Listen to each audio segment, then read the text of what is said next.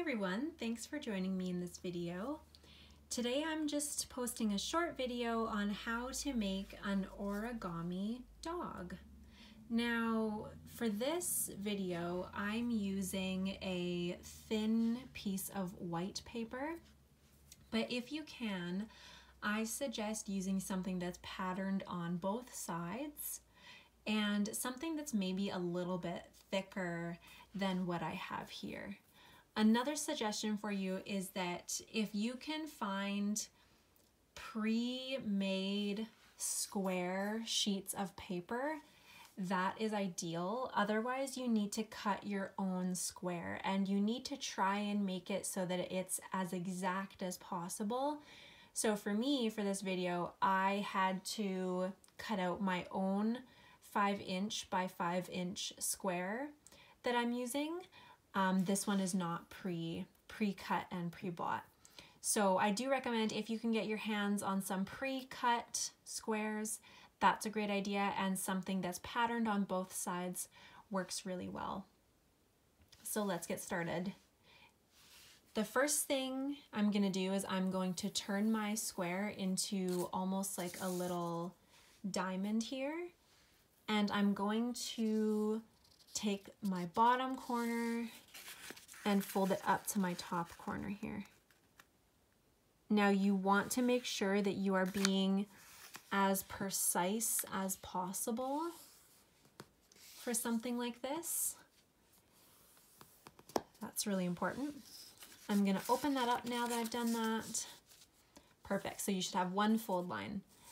I'm gonna turn my paper over just like that, and I'm gonna flip over this corner to this corner, to the opposite corner here. So basically I'm doing the same thing that I just did.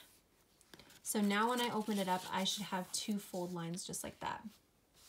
Now what you're gonna do is with each corner, you're going to fold it into the very middle here, where that crease is, where the two lines meet.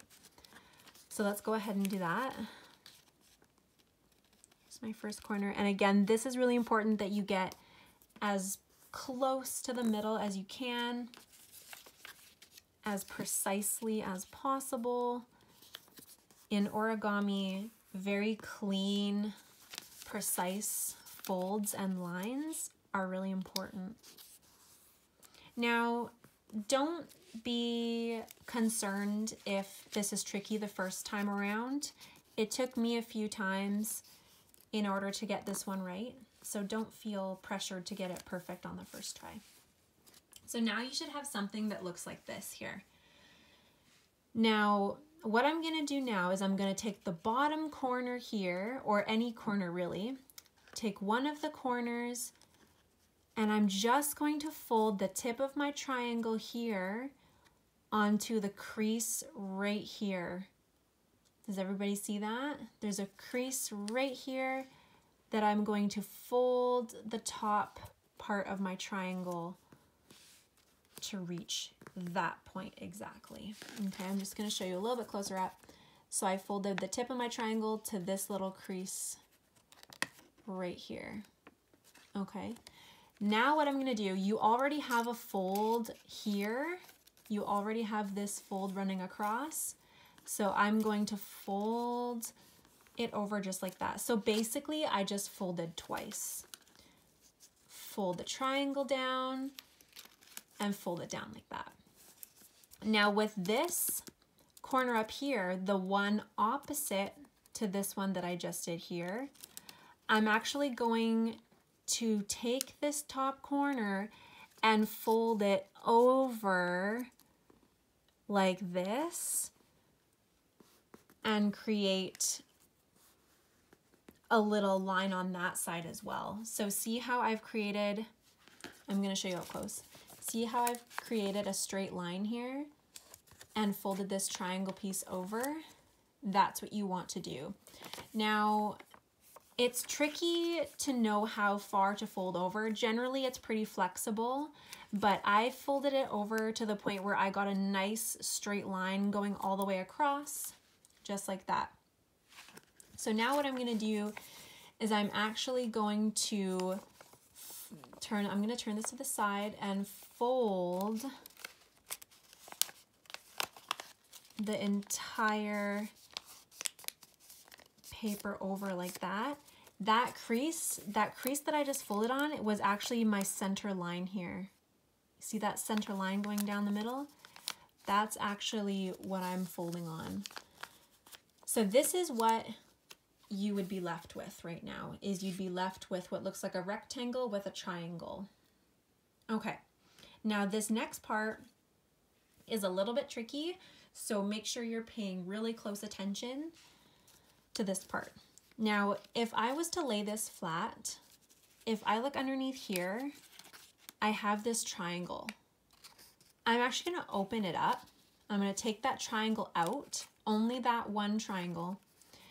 And now I'm going to fold diagonally on almost sideways.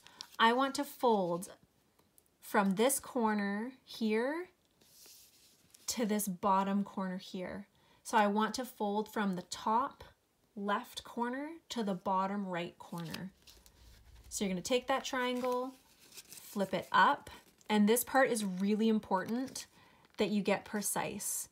See, I'm folding exactly to there, to that corner, and exactly to that corner. I'm just going to show you what this looks like. So I folded from here all the way to here.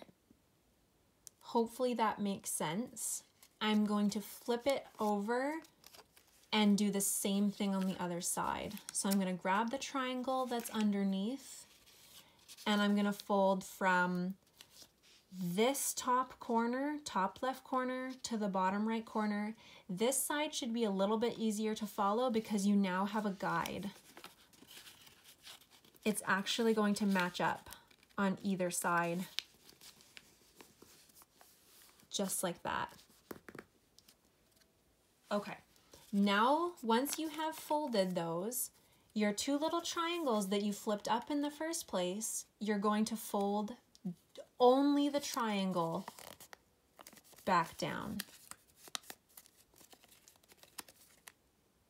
Only the triangle back down. And now we have our base shape for our dog, for our origami dog. Now, if you're at this point, there's actually only one more step. Underneath here is a fold that I'm going to unfold. And for me to unfold this, I'm actually going to use a pen to get all the way to the inside so that I can fold it as precisely as possible and as straight as possible. So I just went underneath the top here and unfolded this part. Okay, that is the base shape for your origami dog. Now, at this point, you can draw whatever you'd like on it. So for me, I'm just gonna do an eye quickly and maybe a little nose as well.